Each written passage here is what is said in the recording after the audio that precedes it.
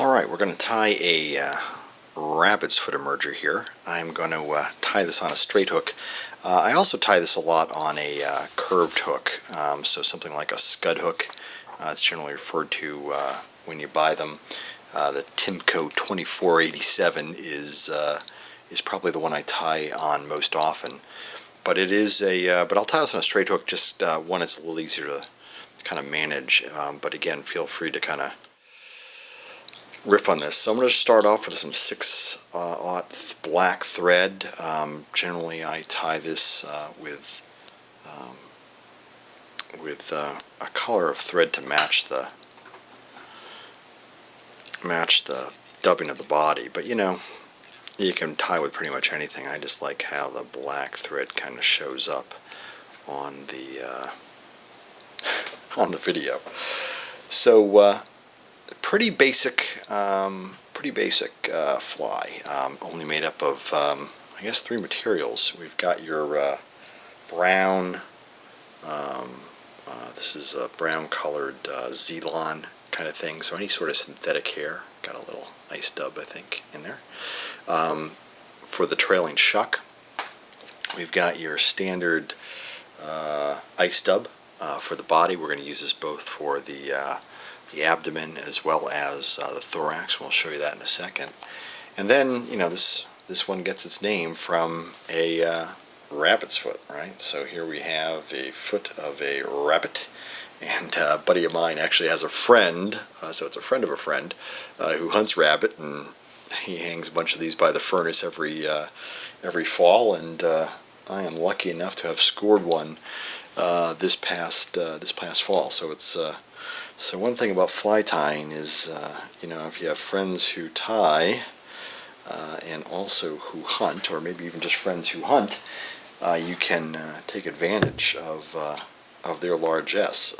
You know, here's actually a turkey feather. I got a couple of them, a whole stack of them over here, from a guy who has a friend who turkey hunts. So again, it can definitely benefit you to know people who know people in low places, I guess, but people who hunt, and if you hunt yourself, certainly give some thought to what you're keeping.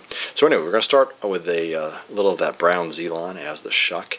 I'm only tying a little bit on here. You know, normally I tie all the way up to the front of the hook just to give a smooth body, but this Zelon's pretty thin, so you don't have to get too crazy with making sure that the body is nice and tapered.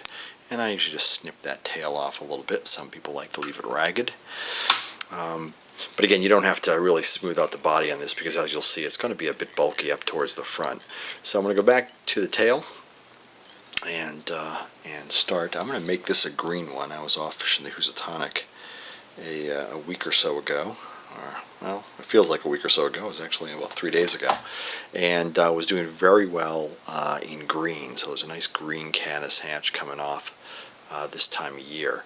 So we're going to tie this in green. And interestingly, I was actually fishing. Now this is an emerger, right? So it's designed to be fished in the surface film. But I was actually tying or fishing this subsurface. So it was one of those situations where I knew I needed a caddis pupa because they really weren't aggressively taking the flies on the surface, and I didn't have one. So what I did was I just basically clipped off the shuck, or off the wing off of this, and fished it subsurface as an emerger, and did very well.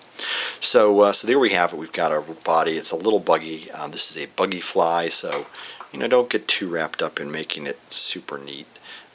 Leaving it a little buggy is helpful. I mean, we're not tying Catskill dry flies here. All right, then we take our rabbit's foot. We're just going to find a little hunk of this, and this is probably the hardest part of tying this fly, mostly because, you know, when you first start tying with a rabbit, your wings are either too big or too small. It's one of those materials that's got a lot of under fur, and once you start picking it away, it's very easy to get it too small.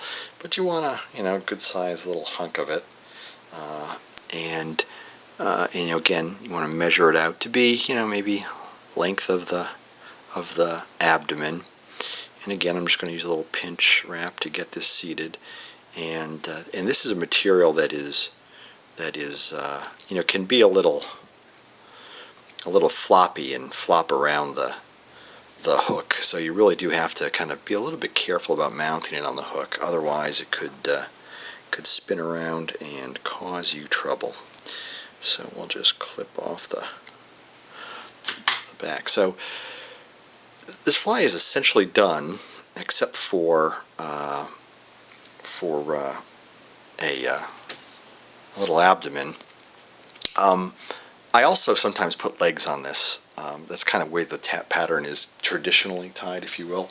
But I've never found them to really matter because I've tied it just as often without legs. So you can put some partridge or a little couple pheasant tail fibers down there to create, some legs. But at the end of the day, I have not found it to really matter all that much. And so usually I just skip the legs and just put on there a little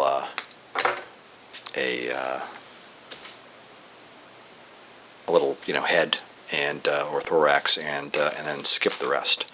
So that is essentially the tie. And so we just tie this off with your whip finishing tool.